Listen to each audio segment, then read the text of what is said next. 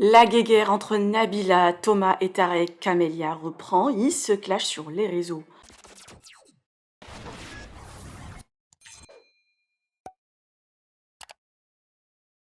Cela fait quelques mois que le couple Nabila-Thomas ne parle plus à Tarek et Camélia. D'ailleurs, le frère de la maman de Milan n'a même pas assisté à son mariage.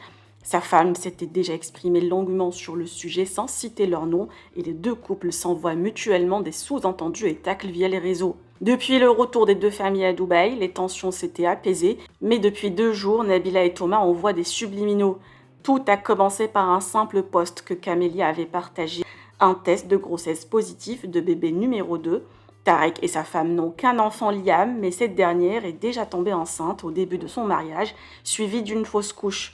Hier, Thomas l'a taclé indirectement en sous-entendant que Camélia veut créer le buzz avec son test, mettant en avant ses propres stats et celles de Nabila. Hier, Camilla a vite répliqué en précisant être contente d'avoir écarté de sa vie certaines personnes, faisant référence à Nabila et Thomas, et a enchaîné par son histoire avec l'harcèlement qu'elle a dû faire face en étant jeune. La maman de Liam envoie clairement un message à sa belle-sœur que rien ne l'atteindra, car elle est forte. Je vous laisse avec son histoire touchante. Que pensez-vous de cette nouvelle guéguerre? Vous pouvez partager vos avis en commentaire et n'oubliez pas de liker la vidéo et de vous abonner à la chaîne.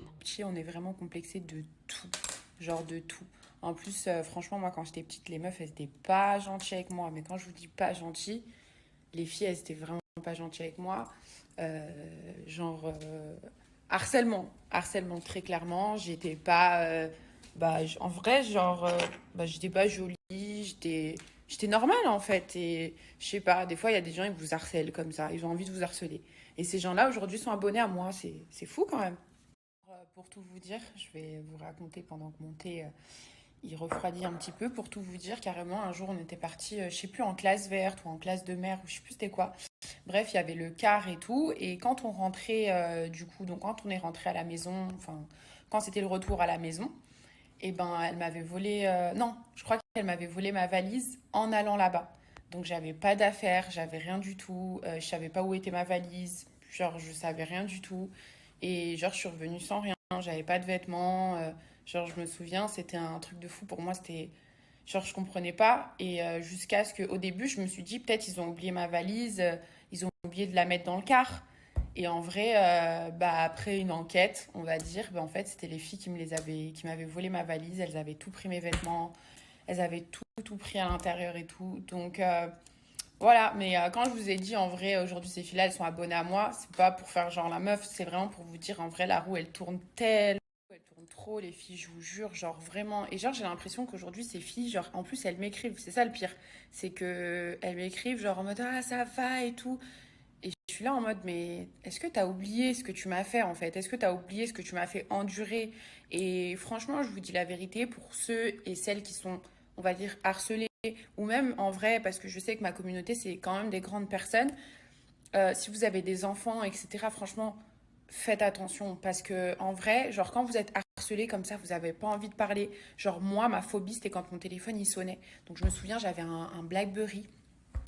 Et quand mon téléphone y vibrait, j'avais peur que on m'envoie un message d'une personne inconnue, ouais, on va te défoncer, ou des trucs comme ça. Genre vraiment, c'était des trucs comme ça, où on m'appelait en inconnu, on faisait des petites voix, des trucs comme ça. Et je vous jure, vraiment, c'était gratuit. Genre c'était gratuit en fait. J'avais rien fait, juste parce qu'elles aimaient pas ma gueule, ou je sais pas ce qu'elles aimaient pas, mais en fait, elles parce qu'elles aimaient pas ma gueule.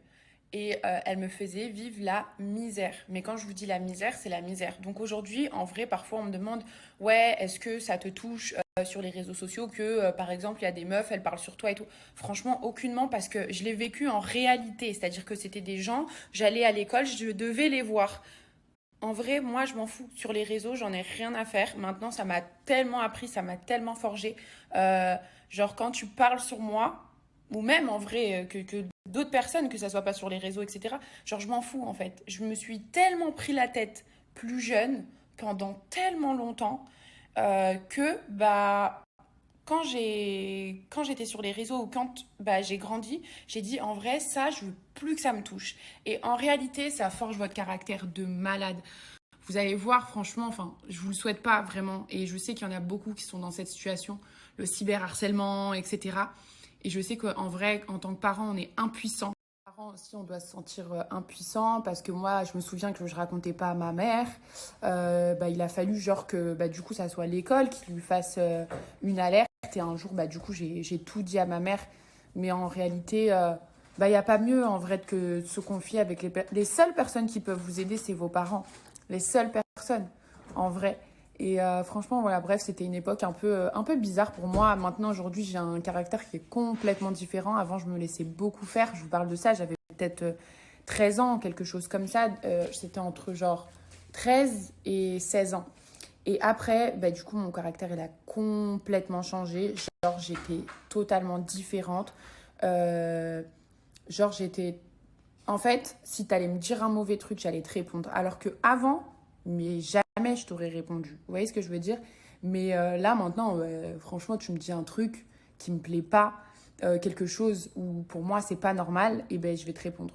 Je sais pas, du coup, si c'était par rapport à mon caractère ou peut-être à la bonne éducation de ma mère, parce qu'elle m'a donné une très bonne éducation. Et c'est vrai que ma mère, c'était plutôt on se fait pas remarquer, on ne répond pas, on fait pas d'embrouille, on fait pas d'histoire, etc. Et du coup, c'est vrai que moi, du coup, j'avais tous ces conseils-là de ma maman. Pourquoi la caméra, elle s'est tournée, les gars? J'avais tous ces conseils-là de ma mère, en fait, et donc je faisais ce que ma mère me disait à la lettre, c'est-à-dire on fait pas d'histoire, on dit rien, on est tranquille, on est calme, on n'insulte pas de gros mots, ceci, enfin. Et en vrai, voilà, en vrai, c'est la meilleure éducation à donner. Et parfois, des fois, vous avez des personnes en face de vous, c'est pas du tout ça, et vous dites, attends, merde, elle parle mal, moi, je sais pas répondre, je réponds jamais, qu'est-ce que je fais? Voilà, donc voilà, bref, c'était une petite parenthèse, j'ai été en train de faire monter là, d'ailleurs.